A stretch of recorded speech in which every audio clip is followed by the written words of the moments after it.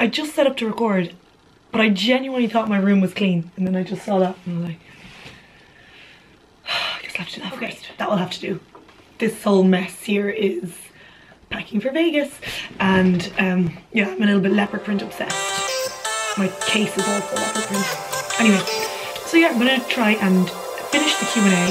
I had so many questions I didn't get a chance to get back to.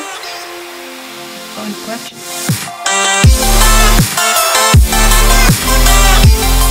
Okay, I found where I finished on the last one. What exercises do you incorporate into your ab workout? The next question was, what's the best way to tone your stomach? The next one was, what would your typical workout be if you were focusing on abs? The next one was, I have a really pudgy belly below my belly button, really gets me down. How do you train your core? Okay, the main thing is about those abs is that it is all about having a strong core, and I'm convinced that because I did strong lifts 5x5 for so long without really knowing what I was doing or anything, but I did get stronger and stronger, and all I was doing was squat, bench, deadlift, shoulder press. I really considered those movements to be the best for building a strong core. They're big compound movements. I mean, I think that you're better off spending time doing these kind of movements rather than crunches or any kind of sit-ups like that. Like, I actually don't do like core work or ab work only when, like this week when I'm going away and I've got my body fat low enough that I can kind of see abs, and then I start basically just doing it to get a pump. I just think people that are starting off, or if they've got a lot of body fat around their stomach, I don't think there's much point in doing any kind of specific ab work. I think you're better off doing heavy compound lifting, and again, it's all about getting the diet right. It's probably what I get asked the most. I never ever thought I'd have any sort of definition on my stomach, so like when it does happen I'm like, whoa, who is this? And it results in a lot of selfies. Next question. There's two questions actually on marathon training, and I wouldn't pretend to be any sort of expert on running, or I do know a bit about endurance training, and it's kind of the course I did in the Fitness Institute. It was on advanced nutrition for sports performance, and as well as nutrition we looked at the, you know, kind of how to train for different types of sports. And I mean, I still wouldn't, if someone came to me and wanted me to train them for a marathon, I'd definitely refer them to someone who's more experienced. It's just, the only thing I'd say is that if you're doing a lot of the long distance endurance, heavy cardio, to make sure you're fueling properly. I used to go and do 10 kilometers every morning and then not eating, minimal calories, and realistically I was just in too much of a calorie deficit and I was getting nowhere. Okay, so the next question. What PT course did you do and would you recommend it? And someone said, what did you do, where did you do your course and how long did it take? I did my course from January to June 2015 in National Training Centre on Dorset Street. Great course, so much fun, loved my class. I think there was probably between 20 and 30 people in my class, and everyone was bang on. We had such a laugh doing it, and you know, it makes a big difference when you enjoy what you're doing. The only problem was I felt it was a little bit dated in that there was a really heavy influence and exercise to music, which is, you know, aerobics, so you're doing your bicep curls and heel dings and grapevines. But as far as I know, we were the last course to do that, and it's since been updated. I think they do more specific things now. The other places I've heard are good. Elite and Black Rock. I know a couple of people have done it there, and that's great. The one I'd recommend probably is the Fitness Institute, just because that's it where Evolution is, and that's the gym I work in. And I've seen all the personal trainers in training coming through it, and like, just hearing them talk, I was a bit surprised at how much they know. And then a couple of the shooters work alongside me in Evolution, and I just know they know their stuff. So I would have loved to learn. I mean, I've learned so much off them by working alongside them, but I would have loved to have studied under them. For me, I chose a couple of locations between the office and home. How many times a day should you eat carbs if you go to the gym 3 times a week? And there's a couple of questions like this that are so broad, like tips on how to lose weight, how long should your gym sessions be, and I suppose how long is a piece of string. You just take your activity levels into consideration. My biggest tip, and I've said already, is to get a personal trainer or just get a professional to look at your individual program. There's no one size fits all approach. I wish there was. I wish I held this big secret and I was able to reveal it in my vlogs. Imagine all the views it get. Next question. How did you build up the confidence to enter the weights area? That's a good question. I don't remember ever really not being confident in the gym because I always went to the gym. I used to just go on the treadmill for like 40 minutes, cross trainer for 20 and then do sit-ups. But then I suppose I got a personal trainer to show me and show me what I needed to be doing, and then I was confident enough to go in myself. Like, it was still nerve-wracking, and I remember the first time I went in to try and bench by myself, and I'd gotten up to 30 kilos with the personal trainer, and I went in and threw 15 either side. My maths failed me, and then pulled it off, and it went down. Like, it didn't crush me, but it was embarrassing, and I had to like roll it off, and that kind of hurt my confidence when it was one of my first times in the gym or in the weights room on my own. What I do notice now in different gyms is that lads are a lot more likely to just go into a weights area and just use stuff, even if they don't know what they're doing. They'll go in and try it. Once you know what you're doing, you kind of notice a lot of people that don't. But I can understand from a novice female going into an area, all you just see is a lot of guys who you think they know what they're doing, and you're worried that they'll judge you. But in fact, I notice most women will wait until they have some sort of instruction before going into a weights area, which is probably a better idea. But I just think there's no need to feel intimidated going into a weights area because, you know, it depends on the gym, but some of the ones I've been in recently, that like 70% of the lads in there don't know what they're doing. So I'd say get some instruction just for safety, and then don't worry what other people think.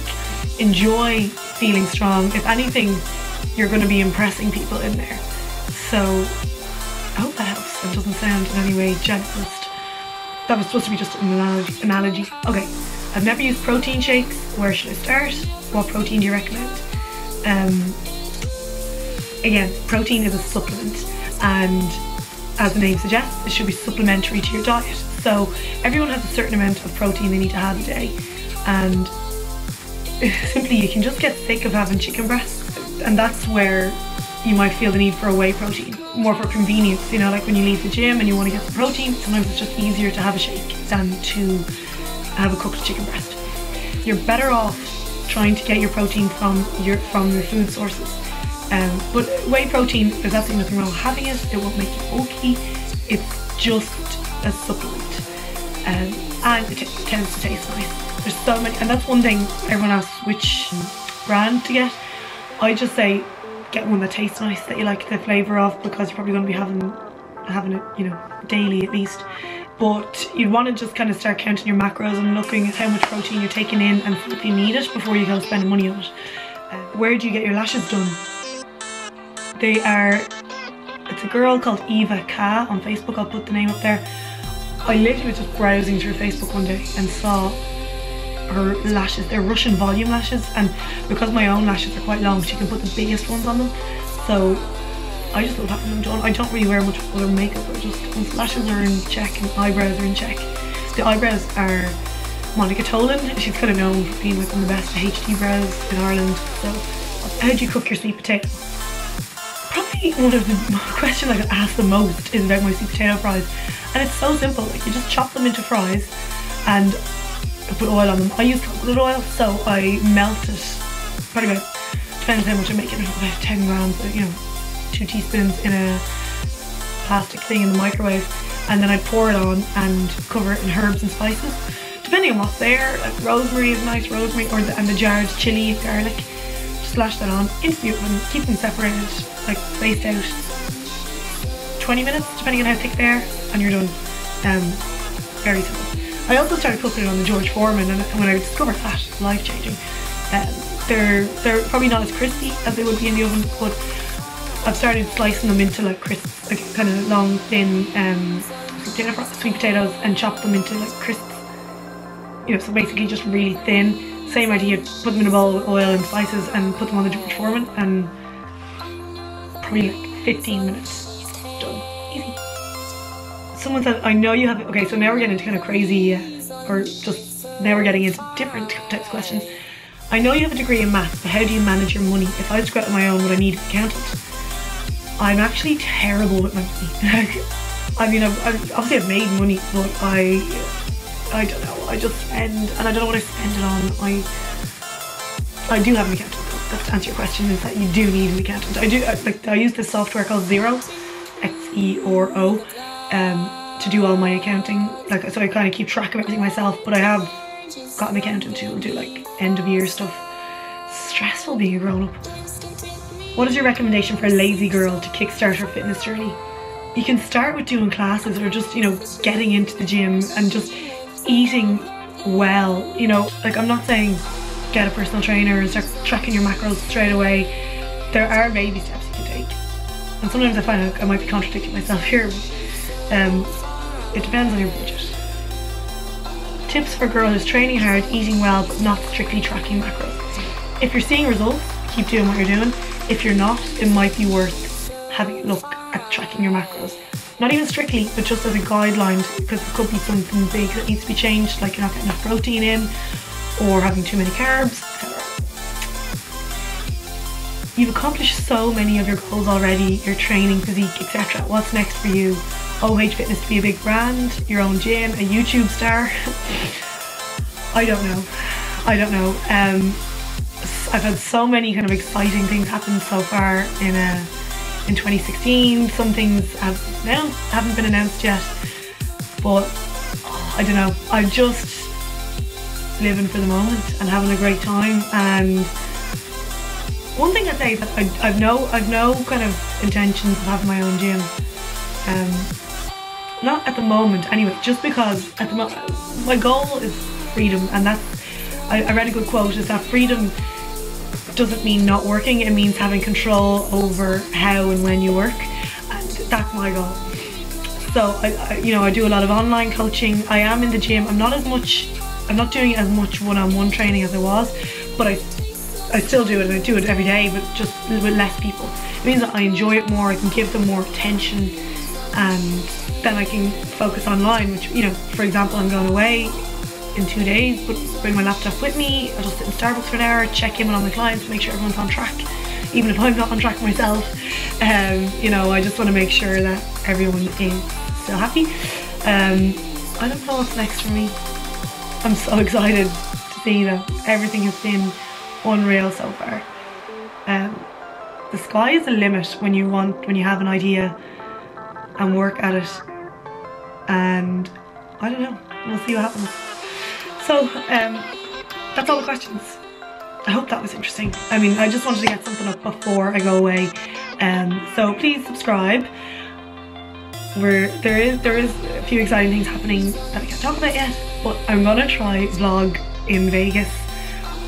We'll see. I probably won't want to bring the camera to nightclubs and all, like, but, and you know, my friend Ashling is like, you're putting your Snapchat private, so at least I can video stuff on the vlog, or on the camera, and you know, I can edit it and review it and hopefully make things interesting. We'll be doing a lot of sightseeing as well, because it's Ashling's first time in Vegas and it's my 5th, so I know what I want to see, and I know what I want her to see, but we're definitely going to do some new things as well.